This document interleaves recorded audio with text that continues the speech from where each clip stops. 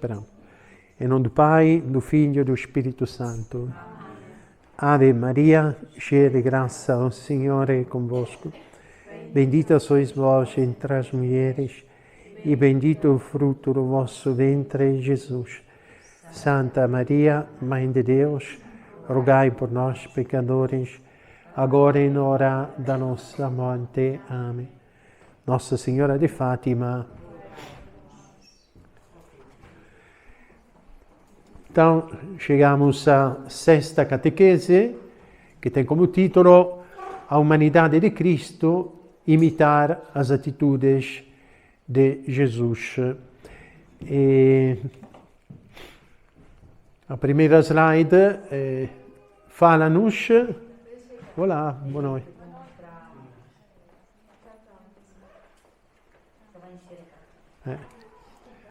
A idade média baixa-se dos participantes.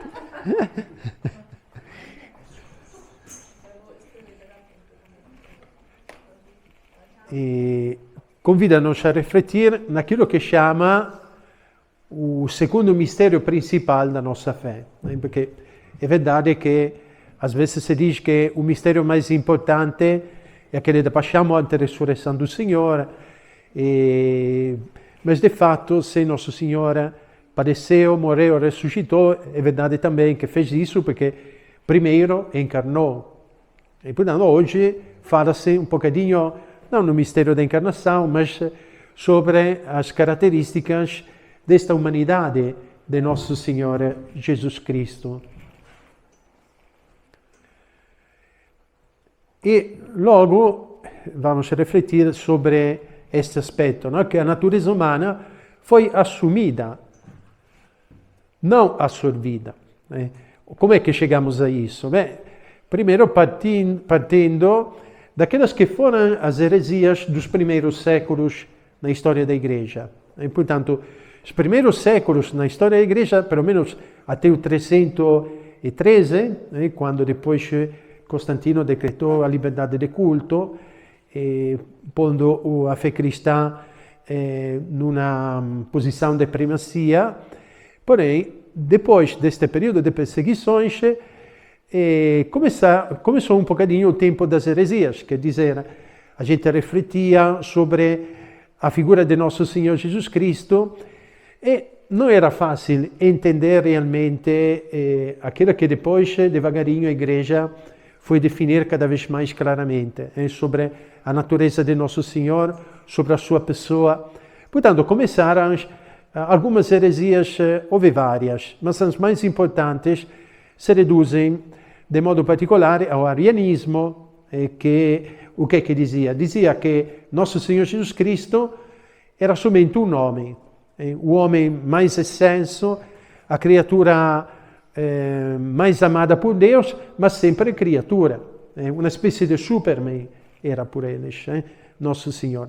Esta heresia foi declarada tal no Concílio de Niceia de 325. Depois, porém, surgiram outras importantes. De modo particolare, a heresia de Nestório. Este Nestório dizia que Nosso Senhor Jesus Cristo praticamente há duas pessoas. Portanto, ele não consegue entender que na mesma pessoa de Nosso Senhor há aquela natureza humana, aquela natureza divina. Portanto, ele dizia que havia o Logos, a segunda pessoa da Santíssima Trindade, e depois um outro Filho de Deus, adotivo, um simples homem, praticamente. E dizia, Nossa Senhora é mãe deste homem, não é mãe de Deus, não é mãe do Logos, mas é mãe deste outro Cristo, em que o Logos vai, de algum modo, habitar, um bocadinho como alguém que está num templo ou num hábito. Ele diz que é um pouco assim, mas de fato não é a mesma pessoa. E como Jesus, é como seu filho, não como, ele pensava, o Filho de Deus vai habitar neste outro Filho de Deus, que não é um Filho de Deus natural, mas adotivo, portanto, uma simples criatura. E deste modo, o que acontecia é que Nossa Senhora já Pelo que ele dizia e pensava, não podia ser a mãe de Deus, porque Nossa Senhora teria gerado somente aquele outro Cristo, aquele Cristo simples criatura. E diante desta heresia, então a Igreja ovviamente reagiu, e esta heresia foi condenada no Concílio de Éfeso de 431, que o Concílio de Éfeso vai pôr em relevo, de uma forma muito marcada, que Nossa Senhora é Theotokos, quer dizer mãe de Deus. Por quê? Porque ela, é verdade que deu ao Filho a segunda pessoa da Santissima Trindade a natureza umana, mas essa natureza humana pertencia à pessoa da a segunda pessoa da Santissima Trindade. E, portanto, esta natureza humana pertence ao Filho de Deus natural, segunda pessoa da Santissima Trindade, e, portanto, Nossa Senhora é mãe de Deus. Por quê? Porque aquela natureza humana que lhe deu pertence ao Filho de Deus verdadeiro, a segunda pessoa da Santissima Trindade. Depois, em relação a esta heresia, houve mais uma importante, que é aquela que se refere a esta imagem, que dizia que a natureza humana era como absorvida. Aqui está escrito aquilo que é a verdade e que a Igreja definiu. Mas esta heresia, chamada monofisismo, dizia que a natureza humana era de algum modo absorvida na natureza divina. Portanto, perdia de algum modo a sua identidade. E na pessoa, portanto, a pessoa de Cristo é a pessoa divina, mas a sua natureza humana já desaparece porque é absorvida na natureza divina. Isso também foi decretado como heresia no Concílio de Calcedônia de 451, que disse que, de fato, na mesma pessoa de Nosso Senhor Jesus Cristo estão presentes quer a natureza humana, quer a natureza divina, mas na sua totalidade. Dizia, não é verdade que a natureza humana foi absorvida, perdeu-se naquela divina. Não. Ecco, fica a sua natureza na pessoa de Jesus Cristo, ficam uma ao lado do outro. Portanto, unidas, mas não misturadas, uma ao lado do outro. Estas são, digamos, as heresias maiores que a Igreja condenou para nos levar a entender que na pessoa de Nosso Senhor Jesus Cristo há duas naturezas, aquela divina desde sempre e aquela humana desde quando Nossa Senhora concebeu por obra do Espírito Santo.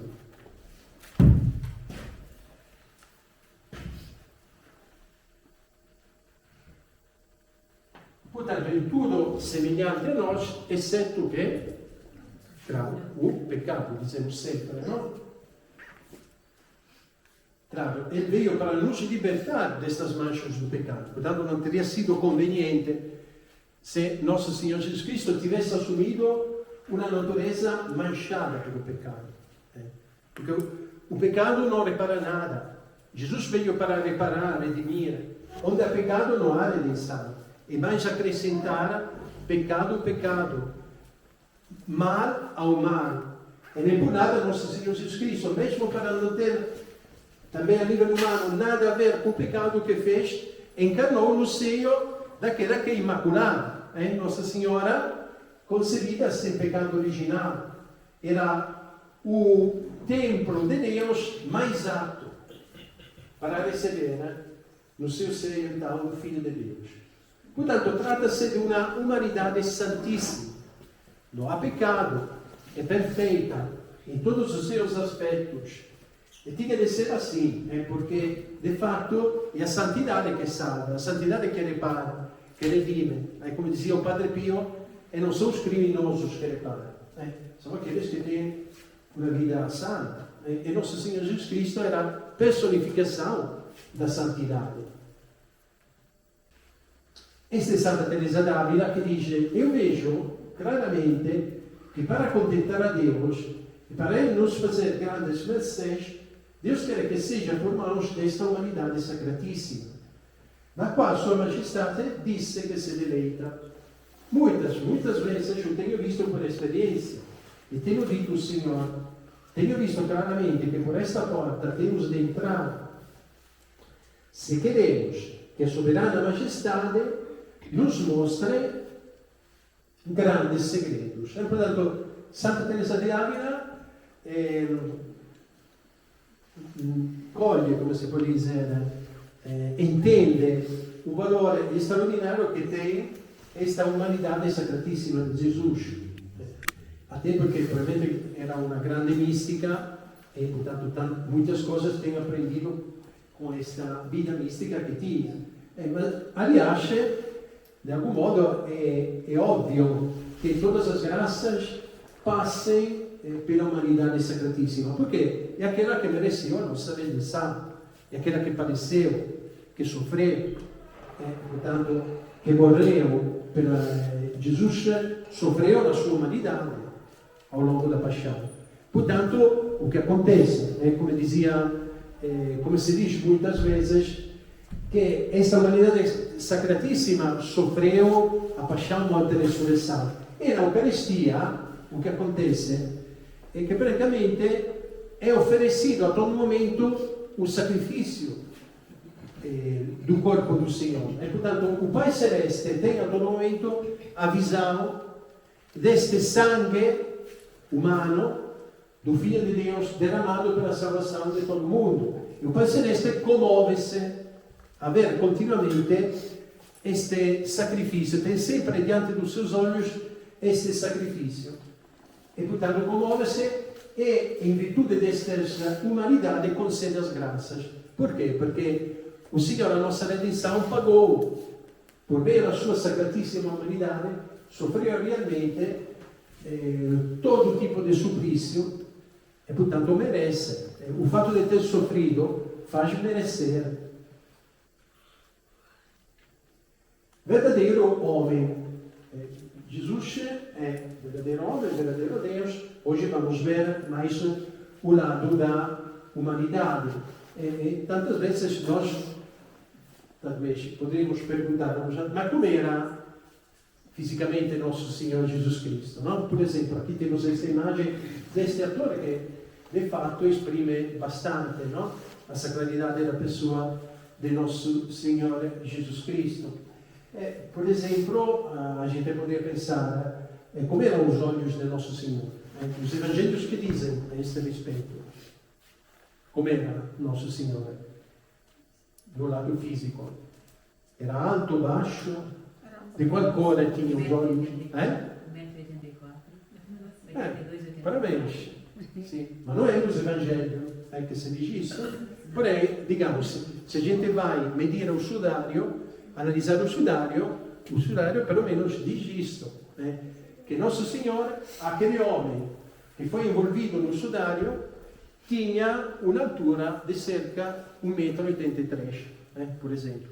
Portanto, nós podemos pensar que Jesus era bastante alto, até porque naquela época, naquela terra, a altura média era entre 1,60 e 1,70, portanto 1,83 é como hoje talvez 1,90 e tal, come mínimo, em comparação. Depois, por exemplo, nos evangelhos, põe em relevo muito o olhar de nosso Senhor Jesus Cristo. Em várias ocasiões ele diz, Jesus olhou, sei lá, com doçura, olhou com tristeza, olhou com compaixão. E, portanto, os evangelhos, em vários casos, põem em relevo a maneira de Jesus olhar. Portanto, o que significa isso? Que os olhos de nosso Senhor Jesus Cristo eram bastante expressivos. E um bocadinho também a voz. Um bocadinho nos evangelhos fala-se também da maneira em que Jesus falava.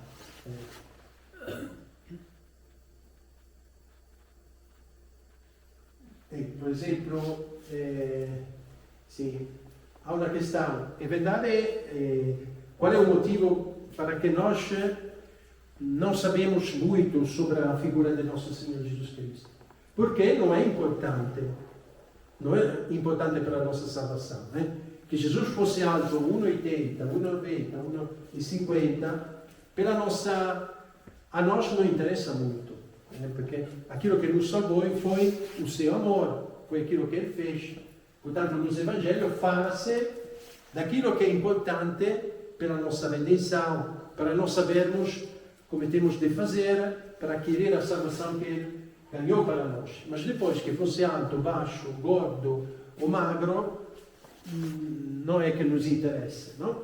Até não havia, na época de Jesus, pelo menos na Terra Santa, não havia o hábito de pintar as pessoas.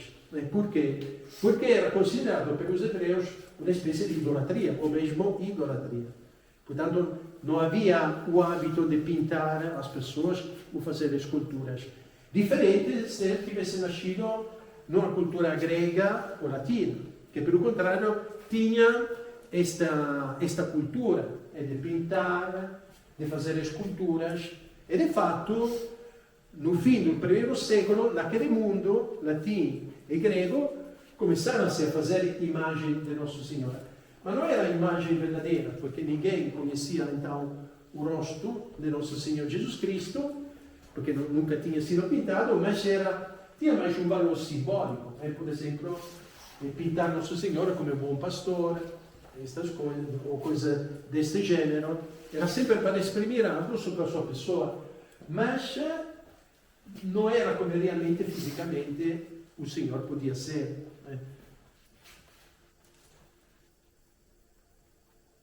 E sabemos também que teve uma família, não? A Sagrada Família de Jesus, José e Maria, e isso também faz ver como é importante no plano de Deus a família, porque, de fato, o Filho de Deus, a segunda pessoa da Santíssima Trindade, para vir no meio dos homens que fez, passou por uma família. E, portanto, isso põe em relevo a santidade, a grandissima dignidade que tem a família humana.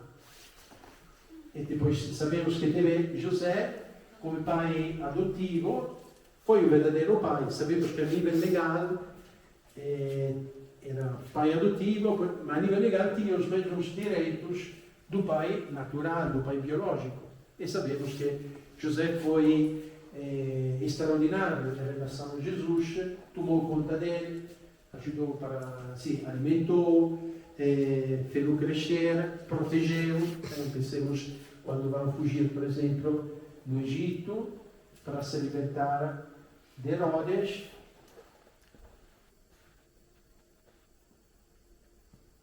Aprendeu na língua, na cultura, a cultura hebraico-aramaica do seu tempo. E, portanto, Jesus sabe que qual era a língua que se falava na terra de Jesus? Aramaico. Não? Aramaico é uma língua que é de origem siríaca, do Síria, era falado muito na Síria, que depois expandeu-se para além daquelas zonas e até tornou-se a ser a língua também que se falava lá na terra de Nosso Senhor Jesus Cristo. E, portanto, aramaico deriva de Aram, que é um dos filhos de Noé. A Noé teve 3 ou 4 filhos, 3 ou 4? 3. Enquanto hebraico deriva de Eber, que não é um filho de Noé, mas é um descendente de Noé. Então, esta língua aramaica diffondirsi bastante lá na Palestina e, portanto, ao tempo de Jesus, lá em Nazaré, falava-se língua aramaica. É curioso que quando o Papa Francisco foi para a Terra Santa, encontrou o primeiro-ministro de Israel, no? Netanyahu. E Netanyahu que disse? E Netanyahu disse, olha, Jesus falava hebraico. E o Papa disse, contraddizeu, disse, não, falava aramaico. Sim, retorquiu o Netanyahu, porém, ele sabia hebraico porque as escrituras, aprendia as escrituras. E as escrituras eram em língua hebraica. Quer dizer, a Sagrada Escritura que se via no templo era em língua hebraica. Portanto, o Netanyahu disse, Jesus falava também hebraico, porque no templo as escrituras eram em língua hebraica. E, portanto, Sì, la gente può pensare se Gesù sabia qualche altra lingua, podría, in teoria podia ser, perché in aquella época, para lingua ebraico, d'aramaico, havia o grego, che è un pouco come oggi inglês, era falato un bocadinho in todo o mundo. Depois, se queremos, naquela época de Jesus, sob o domínio dos romanos, havia também a língua latina. Para nós é difícil dizer para a língua aramaico e do hebraico, Jesus se falava também grego, sei lá. Às vezes alguém pergunta se, ma quando farò compilato, in che lingua stava falando, por exemplo. Ou talvez alguém que diz que podia haver um intérprete. Beh, in teoria podia também. Mas são pormenores que, porém, se o Evangelho não diz nada, significa que, afinal, per la nostra vita spirituale non è tão importante. Fuori menino, sabemos que os evangelhos da infância de São Lucas fala dos primeiros anos da vida de nosso Senhor Jesus Cristo. Fala muito dele também os evangelhos apócrifos, que são aqueles evangelhos que não foram aprovados pela igreja. Também porque tem histórias que se vê que são muito fantásticas. Portanto, a igreja logo entendeu que não eram verdadeiros totalmente. Os evangelhos apócrifos podem ter elementos de verdade, mas no seu conjunto não é todo verdade. E, portanto, numa catequese falamos, por exemplo, daqueles evangelhos apócrifos que falavam de Nosso Senhor como um menino terrível, vingativo, claramente não podia ser verdade.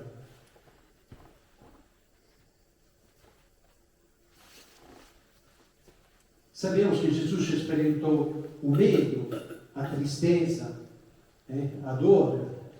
Esta é uma imagem tirada da paixão de Nosso Senhor Jesus Cristo.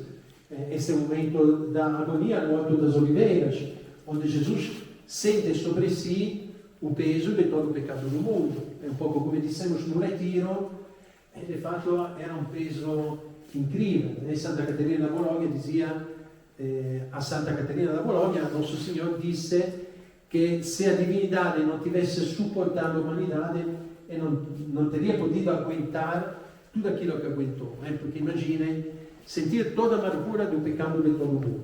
Quando nós, por exemplo, alguém faz alguma maldade para nós, quando pensamos nisso, temos às vezes nojos, angústia. Jesus tomou sobre si todas as maldades desde o início dos tempos, até aqueles que ainda se hão de cumprir. Porque Jesus pagou pelos pecados de todos os homens. Aí, portanto, também pelos pecados dos homens que ainda hão de vir ao mundo. Então, não podemos nem sequer imaginar o peso de sentir sobre si. Mas a dor maior, qual era? Qual era a dor maior de Nosso Senhor Jesus Cristo? Saber que, em todo caso, muita gente não teria aproveitado daquilo que ele sofreu. Essa era a melhor dor. Porque o Senhor ama de tal forma cada homem que pensar que um homem não queira aproveitar da obra da redenção por ele é uma grandíssima dor. E experimentou medo no Alto das Oliveiras, se vê que Nosso Senhor experimenta isso, mas vence este medo, porque ele queria cumprir a vontade do Pai. Não aquilo que eu quero, mas aquilo que tu queres. Não se faça a minha vontade, mas a tua. Em todo caso, sim, tristeza, compaixão, estes, digamos, sentimentos, de algum modo, mais chamamos negativos, mas não são negativos. O Senhor experimentou muito. Nós vemos que ele também chorou, por exemplo, quando Lázaro tinha morto, antes de ressuscitar. Ou a dor que Jesus exprime ao pensar, ao profetizar que a cidade de Jerusalém teria sido destruída e outras coisas.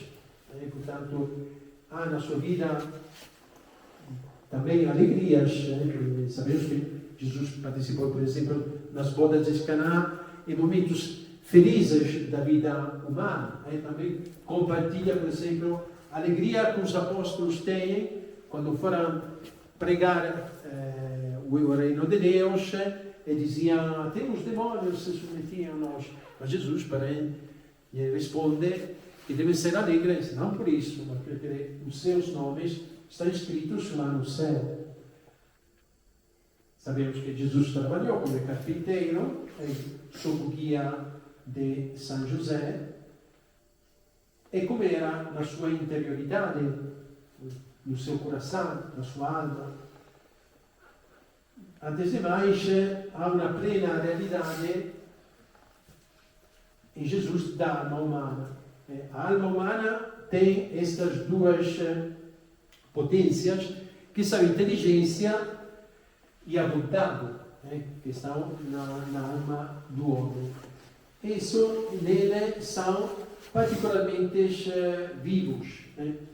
Os evangelhos mostram muito claramente como nosso Senhor Jesus Cristo tivesse uma inteligência muito lúcida, sempre, e até muito equilibrado. Nosso Senhor foi sempre muito equilibrado naquilo que fazia, dizia, e não era tão fácil, porque imaginem a rejeição que ele teve. Jesus teve de combater, por exemplo, contra a falsa religião que de algum modo tinha os chefes religiosos do povo de Israel, os fariseus, toda esta gente. E Jesus teve toda a coragem de estar sempre a opor-se a eles para revelar a verdadeira, como tinha de ser a verdadeira fé. Mas não era fácil ter todo este mundo contra. Mas Jesus sempre manifesta um grande equilíbrio. Sabe que entre os homens o que acontece frequentemente? Que aqueles que são mais dotados são também fáceis a se exaltar e muito fácil também a se deprimir. E nosso Senhor Jesus Cristo, isso não há de forma nenhuma. É sempre igual, sempre forte.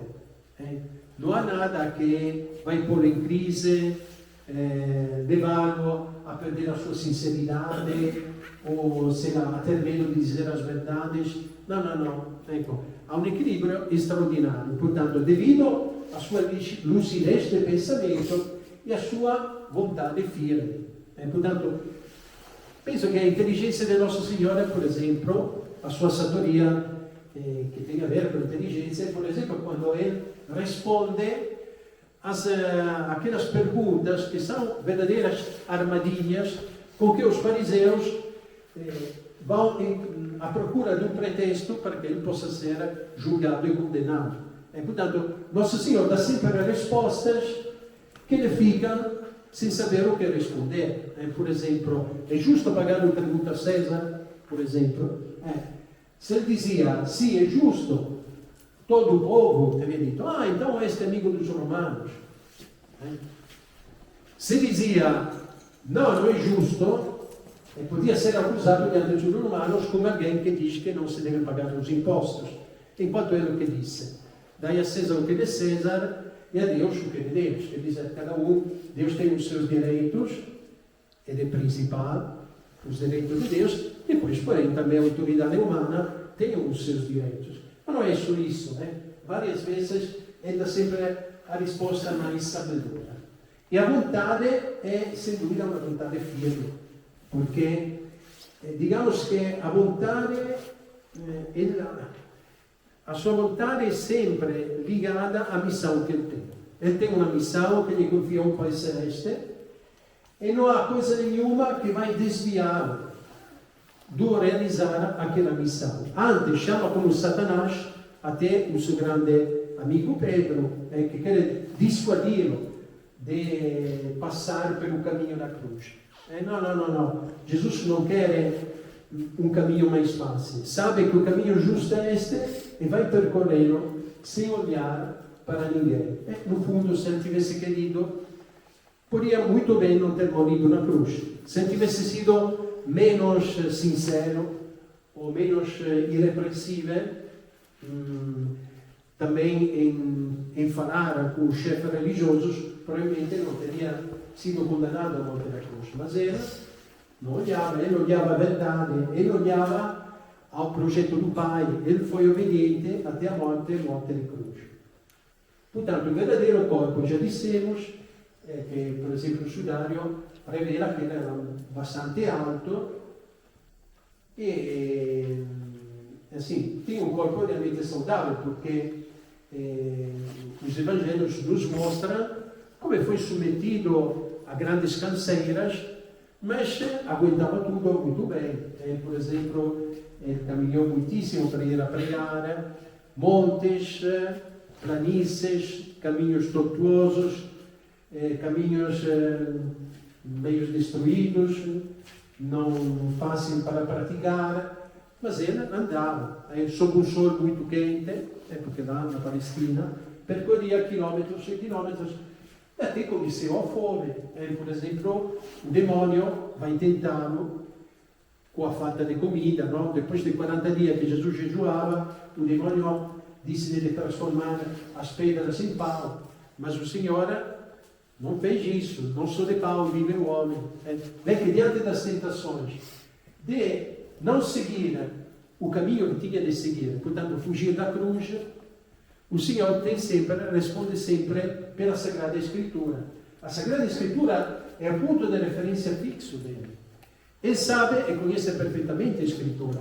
Portanto, sabe tudo aquilo que a Escritura diz dele, tudo aquilo que ele tem que fazer. Ele segue sempre tudo conforme aquilo que a Escritura dizia. De fato, nos Evangelhos, há certos pontos em que cita-se.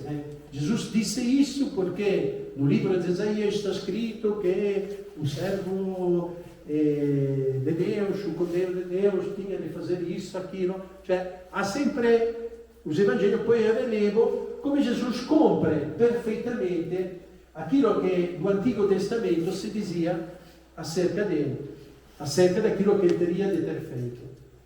A fome, a sede, aqui temos quando Jesus encontra a Samaritana e diz: dá-me de beber. É verdade que Jesus queria fazer toda uma conversa acerca da sede de Deus, mas Jesus provavelmente tinha aparecido também a sede no sentido físico também, o cansaço, já falamos um pouquinho disso, do calor. Até alguém diz que tinha de ter um sono profundo, porque quando Jesus se encontra no barco e a tempestade, Jesus continuava a dormir, tiveram de despertar. Portanto, tinha também, era uma humanidade perfeita. Perfeita, porém, significa também mais suscetível da dor. Mais a humanidade é perfeita, mais o corpo humano é perfeito, e mais também a dor pode ser maior. Humanamente, totalmente as linhagens de sua mãe. É verdade, porque Nossa Senhora é a única criatura que tomou tudo somente por parte da mãe. Tudo no sentido fisico, somente da parte da mãe, perché o seu pai é o Espírito Santo. Portanto, é para imaginar que Nosso Senhor tinha uma semelhança muito grande com Nossa Senhora, do lado físico, mas também as feições de Nossa Senhora, em sentido masculino, obviamente, não? Portanto, aquela imagem que foi em Montignoso, não sei se alguém foi ao presépio de Montignoso, ninguém? Atinge muito aquele encontro entre Jesus e Maria, quando se encontra, e de fato é verdade, é o mesmo rosto, só um feminino e outro masculino. E tinha de ser um pouquinho assim, na realidade. Mas Nosso Senhor recebeu também, herdade de sua Santíssima Mãe, também tudo aquilo que na parte espiritual, que na parte fisica, é ligada à espiritualidade. Cioè, quero dizer, por exemplo, uma certa imaginação, um certo feitio, um certo temperamento, uma certa sensibilidade. Portanto, são características de algum modo espirituais, mas que são ligadas ao corpo. Portanto, nós podemos também imaginar que há esta, como se pode dizer, paralelismo, esta semelhança, do ponto de vista do feitio, por exemplo, natural, entre ele e Nossa Senhora. Ele é, porém, uma Trindade, exatamente a segunda pessoa da Santíssima Trindade. Nós falamos de natureza, de pessoa.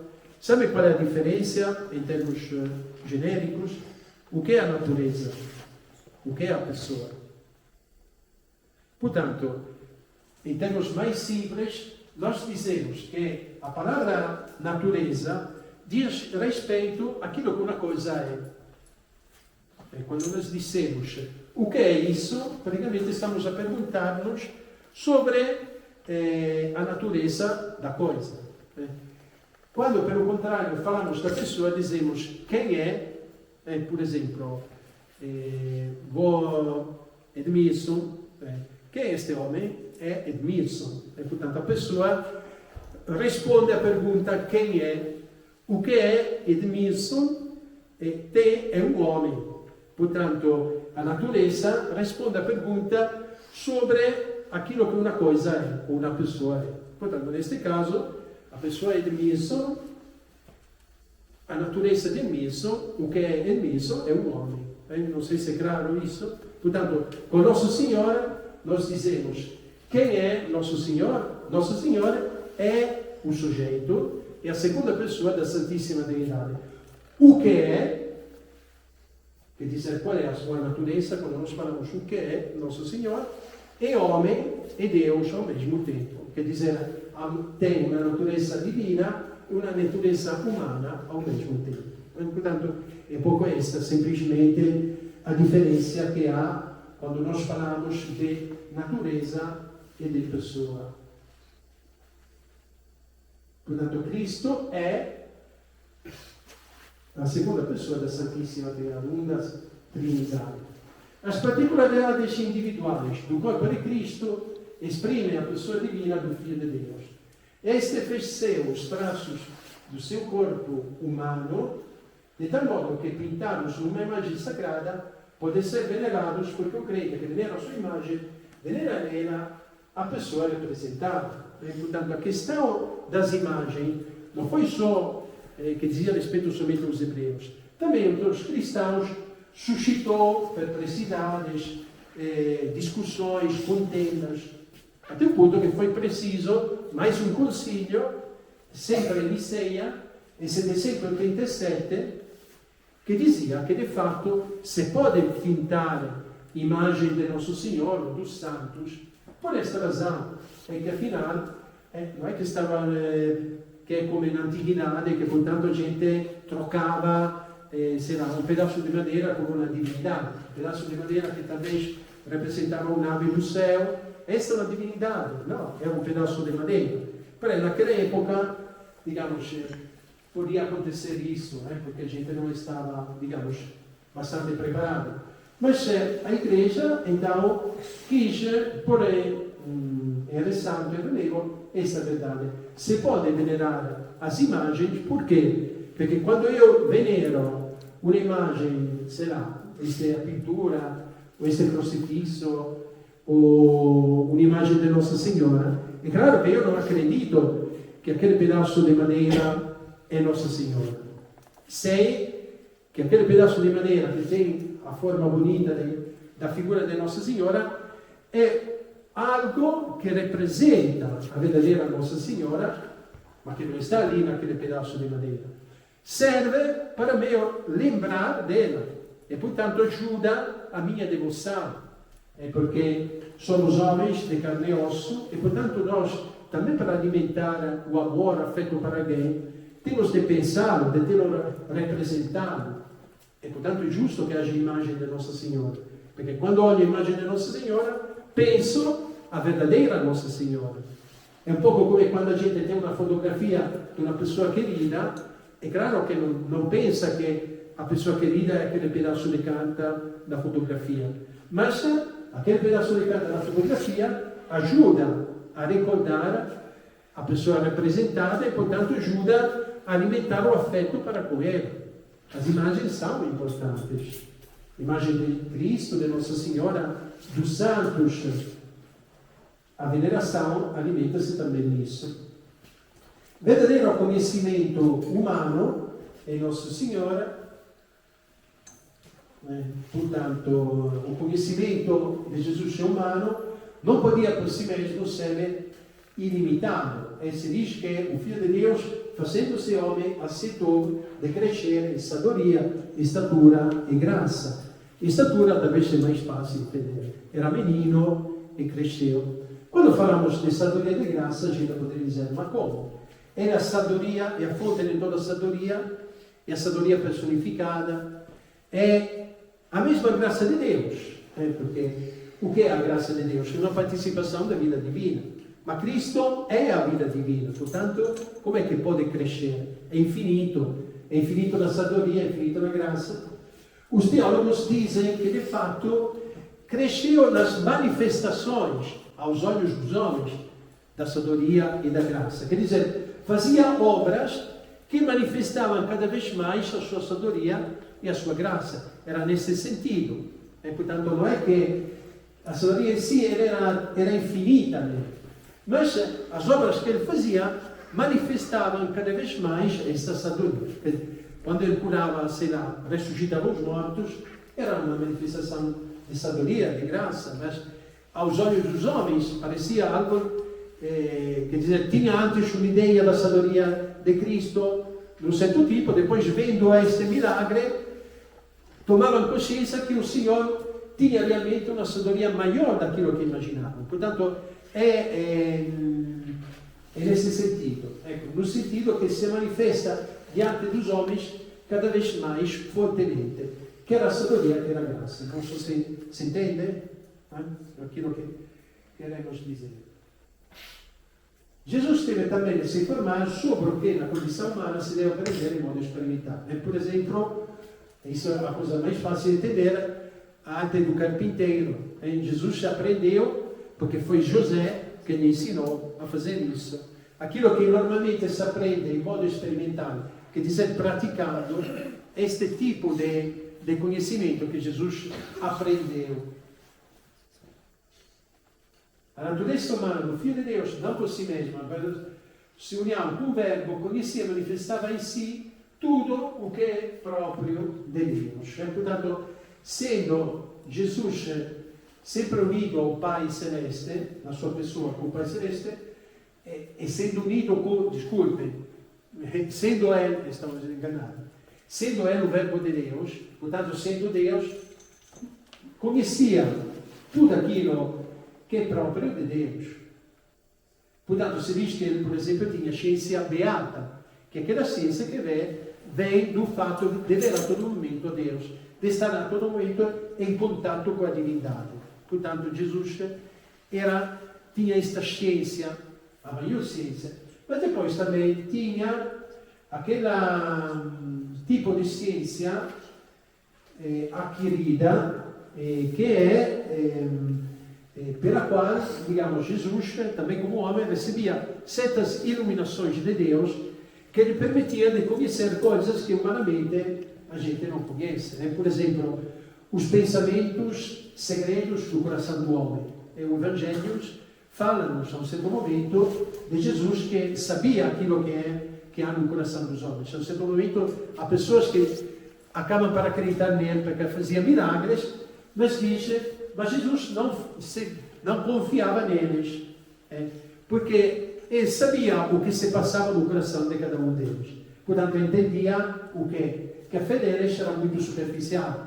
Tinha acreditado nele, não porque o amassem, mas somente porque tinham visto esses milagres.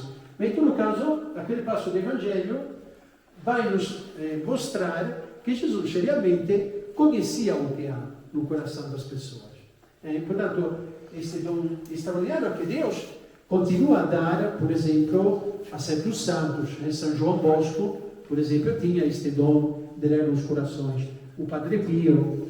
Mas Deus, esses dons, dá às pessoas que sabem que aproveitam dele. Imaginemos se Deus a nós desse este dom. Essa é uma responsabilidade grande que talvez nós não temos a força para levar, porque não temos aquela santidade como tinha São João Bosco, o Padre Pio. E o risco qual é? É de usar mal os dons de Deus. E dado que esses são dons muito grandes, a gente poderia usar o mal, fazer muito mal. Portanto, Deus sabe a quem deve dar os seus dons. Mas em Jesus pertencia-lhe pela sua natureza humana divina. Portanto, sim. Conhecia então os desígnios eternos de Deus.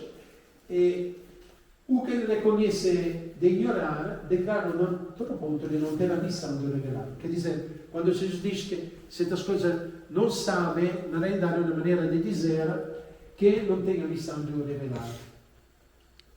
A fé católica, pensando que Cristo possuía mesmo na terra a visão imediata de Deus, sempre negou a existência em Cristo da virtude da fé. E, portanto, sendo a sua humanidade perto sempre da sua divindade, tinha a visão imediata de Deus, portanto não tinha de praticare a fé. Per praticare a fé è preciso non ver tutto claramente, ma ele via tutto claramente, portanto ele não podia haver a virtude da fé.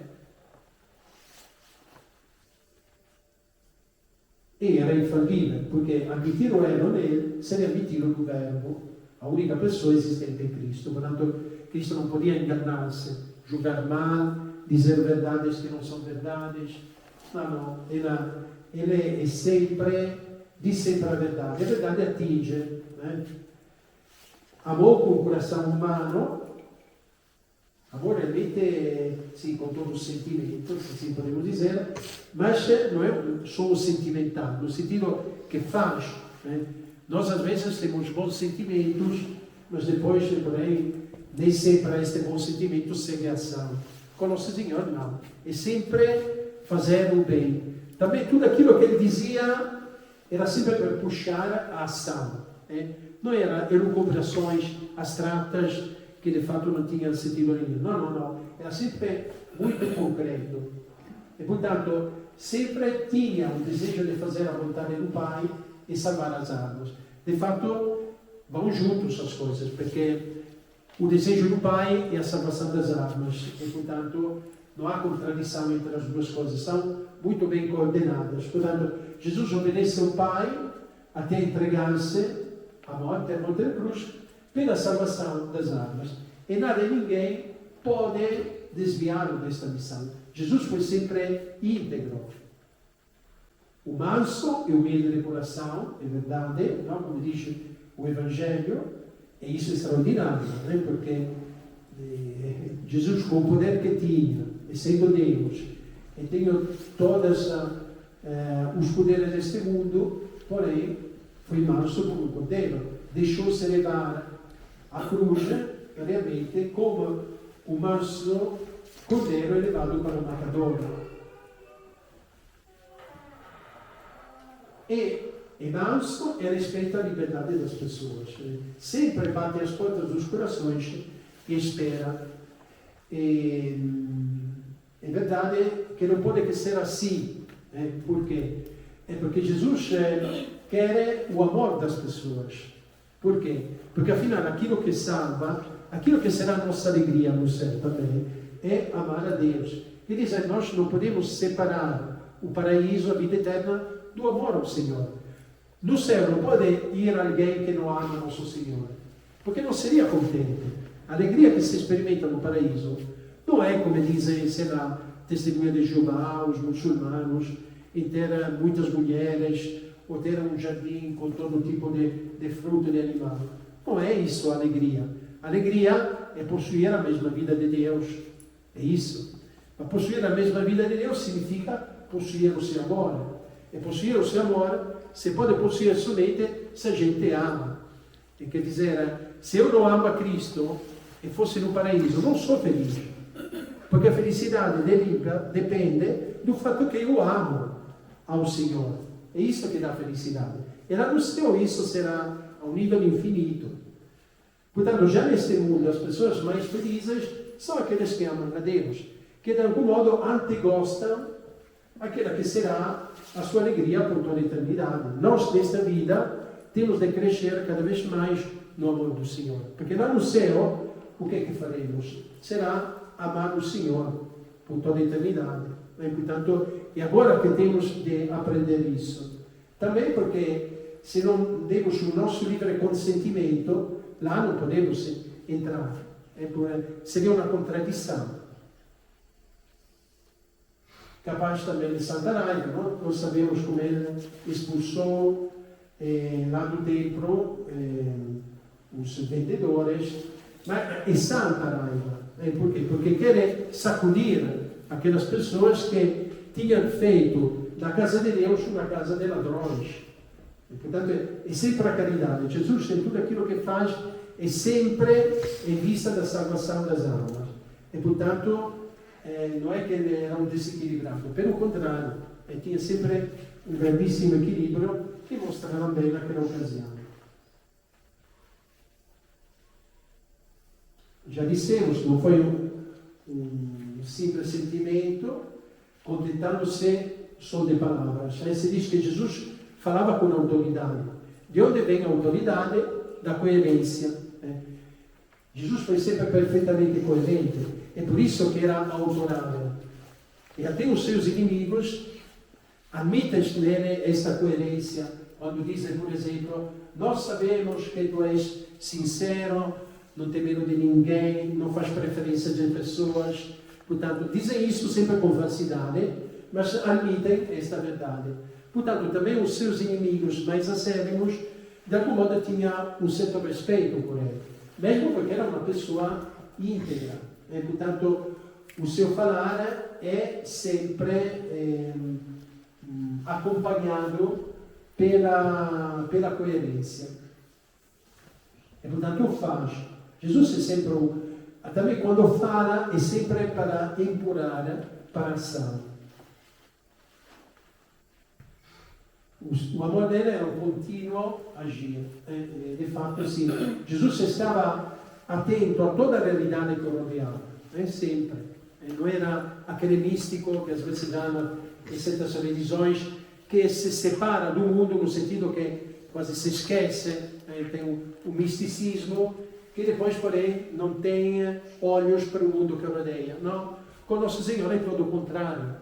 Ele tem os olhos para o céu, para o Pai Celeste, mas ao mesmo tempo para toda a realidade que está por volta dele. E, portanto, tem compaixão das várias formas de fraqueza que há no mundo. Não foi um coração frio, de distância, não? Sempre um amor que há até a castidade. Ele escolheu, não é a ausência de sentimentos, mas é um amor muito humano, mas limpo. E o fato que Jesus fosse muito casto, talvez se pode entender também pelo fato que Jesus foi acusado de muitíssimas coisas, mas ninguém lhe disse nada a este respeito.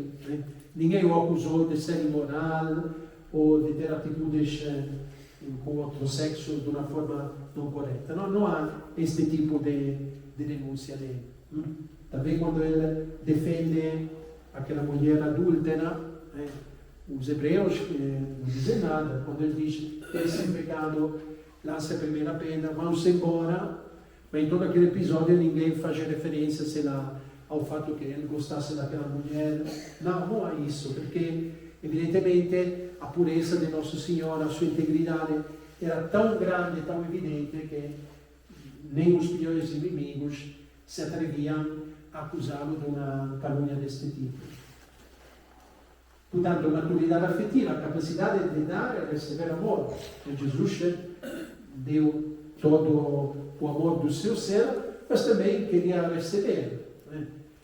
Portanto, ele gosta que a gente reconheça o ame, não?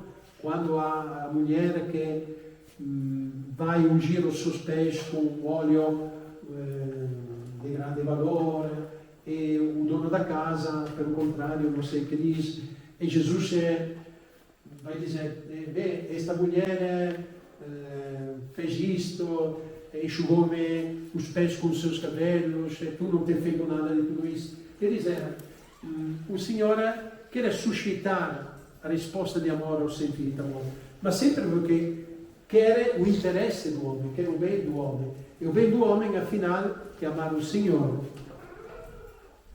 Amor ao Pai, e Jesus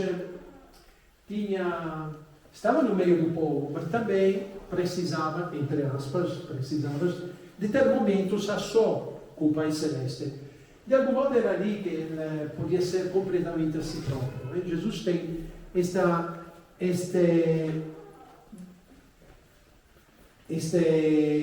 ligação com o Pai a todo momento, porém, um pouco para nos dar um exemplo, um pouco porque realmente nela havia este desejo do pai e andava à procura de momentos em que rezava só com ele.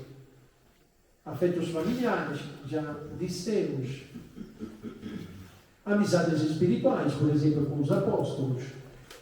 Portanto, a relação com eles é de grande amizade, mas Jesus não deixa de repreendê-los quando for preciso. Portanto, às vezes até manifesta um certo cansaço, como dizer, são duros de coração, até quando terei de vos suportar, por exemplo, porque eram de cabeça bastante dura. Mas ele, apesar disso, por exemplo, com Pedro, até lhe disse Satanás, mas apesar de ver os limites deles, os erros deles, eram também fortes. Imaginem, quando Nosso Senhor fala da sua próxima paixão, o que vão fazer eles? Vão discutir entre eles quem será o maior no reino de Deus. Portanto, porque ambicionam ter um lugar particular naquele reino.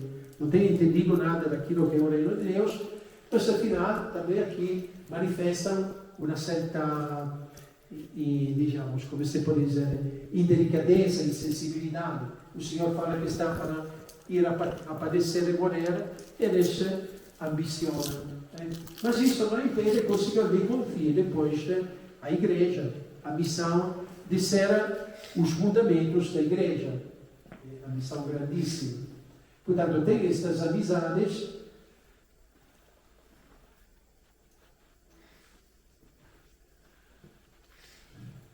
Ok, portanto, Jesus tinha uma grande capacidade de amizade também, e Jesus quer ser amigo de toda a gente, é por isso que institui também o sacramento da Eucaristia, porque com o sacramento da Eucaristia ele pode atingir, alcançar todo homem, de todo tempo, de todo lugar. Jesus com as crianças também, muito afetuoso. E imagina que naquela época não era um motivo de se gabar, ter preferência pelas crianças ou pelos doentes, por exemplo. Naquela época era considerado, ou pelas mulheres, era considerado categorias baixas. Mas ele não tem medo de manifestar o seu afeto que tem para aqueles que são mais frágeis, crianças, doentes, naquela época as mulheres. Portanto, é um homem livre de condicionamentos. Eu repito, também os seus inimigos vão reconhecer isso. Ele quer cumprir a vontade e dar a vida pelos homens e faz isso e não se deixa condicionar por nada, nem sequer pelos afetos familiares. Porque quando diz, quando se vai perder lá no templo, que José Maria vai à procura dele, não sabias que eu he de ocupar-me das coisas de meu pai? E, portanto, a sua missão vai para além também dos afetos familiares. Os afetos familiares, que são nele grandíssimos, em todo caso, estão em segundo plano em relação àquela que é a sua missão de realizar a vontade do Pai. Então, como eu disse, se pensa que as mulheres, nem sequer o testemunho delas valia nos tribunais, enquanto ela tem uma atitude de grande amizade com ele. Se hoje as mulheres têm todos os direitos que têm, deve agradecer também ao nosso Senhor Jesus Cristo, porque a sua atitude para com as mulheres é que deu uma virada também na mentalidade da sociedade, porque naquela época realmente, praticamente em todas as culturas, a mulher era considerada como nada, a nível quase talvez dos animais. Portanto, quem diz que Jesus, a igreja, não respeita as mulheres, dizem uma asneira. Com semelhança da lei particular, realmente ela, um pouco como depois quando fala do sábado, aqui depois tem uma imagem, a lei de fato, para os judeus, o homem tinha de se submeter a Deus e à lei. Jesus faz uma transformação, submetido a Deus, ma a lei nel sentido che a lei è al servizio dell'uomo e non è l'uomo al servizio da lei. E portanto isso também è una mudanza bastante significativa, che Brava usava per essere rasato. E portanto l'uomo non deve essere una vittima del formalismo da lei, ma a lei è al servizio do bem do homem. Deve ser aquele caminho que o leva ao encontro com Deus. Sempre é o mesmo, também em situações de conflito, aqui vemos com Pilatos, que por exemplo fica admirado porque Jesus não diz nada para se desculpar, para se defender, mas ele é sempre o mesmo, também em situações de conflito. Uma última coisa, que penso seja importante também, a linguagem que usa o Senhor nos Evangelhos, portanto, sempre ligado à realidade das coisas, demonstra conhecer toda a realidade humana. Também nas parábolas, conta-nos coisas que dizem respeito à vida. Para explicar as verdades do reino de Deus, serve-se das realidades concretas da cultura do seu tempo. Mas também a sua linguagem é muito simples. Mas imagina, tem lógica nisso. Porque se Jesus tivesse falado em termos muito filosóficos ou usando palavras estranhas, poucos teriam compreendido isso. E não podia ser assim. Porque Jesus, ele falava já a camponeses, soldados, gente simples, mas depois o Evangelho tinha de ser anunciado a todo mundo. Porque o Evangelho é pela salvação de todo mundo. O Evangelho é universal. E, portanto, tinha de ser uma mensagem simples para entender.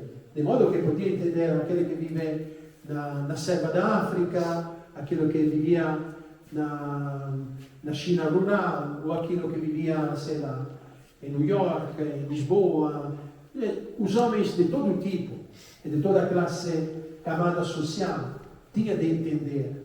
Por isso que o Senhor falava desta forma. E, portanto, não fala em termos intelectuais, que depois a gente não concretiza.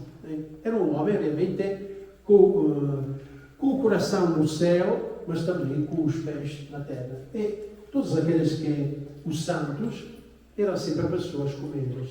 Tinham o coração no céu, mas depois os pés bem ligados à terra. E, portanto, é na terra que depois viviam a caridade, amavam o Senhor no próximo. Portanto, Deus ha de ser amado em relação ao céu, por meio da oração, mas depois a oração se deve transformar depois em caridade. E somos chamados a seguir o Senhor um bocadinho nesta orientação. E, portanto, aqui é que praticamente termina. Jesus vê o Pai, porque Jesus praticamente é o rosto humano de Deus. Manifesta em termos humanos a santidade e a grandeza de Deus. Portanto, é a revelação completa, porque quem vê o Pai, e portanto por isso que se diz que agora a Igreja não espera outra revelação pública, porque em Jesus Deus manifestou-se plenamente. Que era pelas suas palavras, mas sobretudo que realizou definitivamente a nossa redenção pela sua paixão, morte e ressurreição. Ecco, um bocadinho era isso.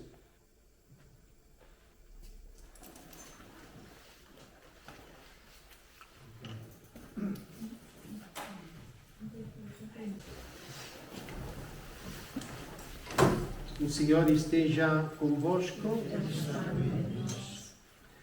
Por intercessão do Imaculado Coração de Maria, do Santo Jacinto e Francisco Manto, a bênção de Deus Todo-Poderoso, Pai, Filho e Espírito Santo, desça sobre vós e permaneça sempre. Amém.